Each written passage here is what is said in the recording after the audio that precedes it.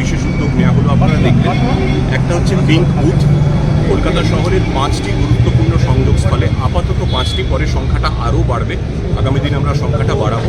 Shyambazar 5 point, Kankurgachi, হাটকো বা উল্টোডাঙ্গা মোড়, গড়িয়াহাট এবং বেহালা চৌরাস্তা, এখানে আমরা 5টা পিঙ্ক বুথ করছি, যেখানে মহিলা অফিসার এবং মহিলা কর্মীরা আপাতত যেটা ঠিক হয়েছে সন্ধেবেলা বা বিকেলবেলা 5টা থেকে রাত 11টা অবধি তারা মোতায়েন থাকবে, যাতে পথ চলতি অফিস ফেরত যারা মহিলারা তারা এখানে কোনো সমস্যায় কোনো অসুবিধায় পড়লে তারা প্রয়োজনীয় সহায়তার জন্য এই পিঙ্ক বুথগুলোকে তারা যোগাযোগ করতে পারবেন।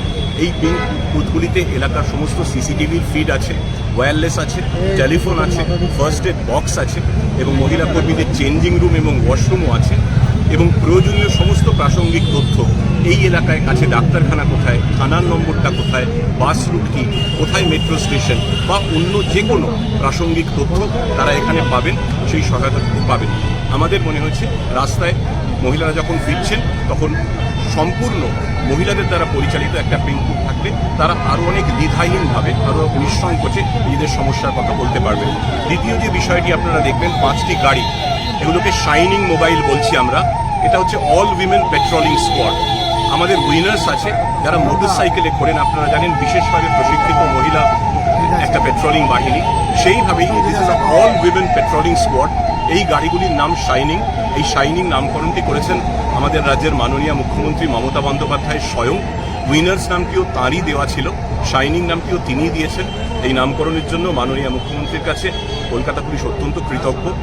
আপাতত যেটা ঠিক হয়েছে সাধারণভাবে, এই যে গাড়িগুলো শাইনিং মোবাইলগুলো, এরা কলকাতার বিভিন্ন জায়গায় ইস্টার্ন মেট্রোপলিটন বাইপাস এবং শহরের আরও গুরুত্বপূর্ণ বেশ কিছু রাস্তা, যেটা সাধারণত মহিলারা অফিস থেকে ফেরার পথে ব্যবহার করেন সন্ধ্যে থেকে রাত অবধি, সেইখানে এরা টহল দেবে রাত 8টা থেকে 2টো অবধি।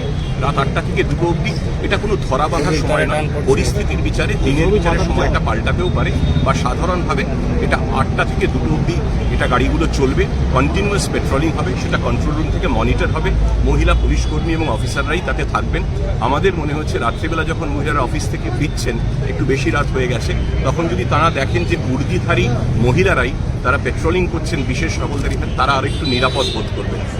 আমাদের যেটা লক্ষ্য হচ্ছে কলকাতা শহরের প্রত্যেকটি নারী, প্রত্যেকটি মহিলা যাতে শুধু নিরাপদ থাকেন না, নিরাপদ বোধ করেন, যাতে শুধু সুরক্ষিত থাকেন না, সুরক্ষিত বোধ করেন, সেইটা সুনিশ্চিত, সেই লক্ষ্যে আমরা এগোচ্ছি।